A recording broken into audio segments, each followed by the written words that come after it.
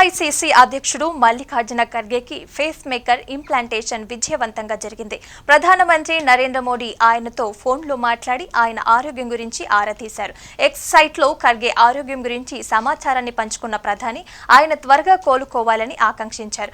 ఆయన కుమారుడు మంత్రి ప్రియాంక్ ఖర్గే కూడా మల్లికార్జున ఖర్గే ఆరోగ్యంగానే ఉన్నారని తెలియజేశారు.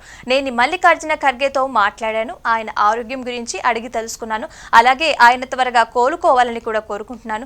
ఆయన త్వరగా కోలుకోవాలని దీర్ఘాయుష్షు పొందాలని ప్రార్థిస్తున్నాను అని ప్రధాని ఎక్స్ లో సందేశంగా పేర్కొన్నారు. కాగా మల్లికార్జున ఖర్గే బుధవారం శ్వాస తీసుకోవడంలో ఇబ్బంది పడుతూ బెంగళూరులోని ఎంఎస్ రామయ్య ఆసుపత్రిలో చేరారు. ప్రియాంక్ ఖర్గే తర్వాత ఈ సంఘటన గురించి తెలియజేసి తన తండ్రి ఫేస్ మేకర్ అమర్చడం కోసం ఆసుపత్రిలో చేరారని చెప్పారు. మల్లికార్జున ఖర్గేకి ఫేస్ మేకర్ ఇంప్లాంటేషన్ విజయవంతంగా జరిగింది.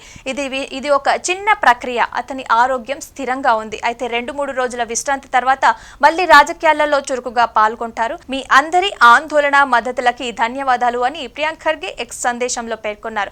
అయితే వయసు సంబంధిత సమస్యలు, శ్వాస తీసుకోవటంలో ఇబ్బందులు ఉన్నందున మల్లికార్జున ఖర్గేకి ఫేస్ మేకర్ అమర్చుకోవాలని వైద్యులు సలహా ఇచ్చారు. ఆయన హృదయ స్పందన రేట్ని స్థిరీకరించడానికి ఇది అవసరమని వారు చెప్పారు. అంతేకాకుండా ఎటువంటి సమస్య లేదు, ఆయన ఆరోగ్యంగానే ఉన్నారని ప్రియాంక్ ఖర్గే తెలిపారు. మంగళవారం యథావిధిగా రాజకీయ కార్యకలాపాల్లో పాల్గొన్న మల్లికార్జున ఖర్గేకు తర్వాత శ్వాస తీసుకోవటంలో సమస్యలు తలెత్తడంతో ఫేస్ మేకర్ ఇంప్లాంటేషన్ కోసం ఆసుపత్రిలో చేరారు.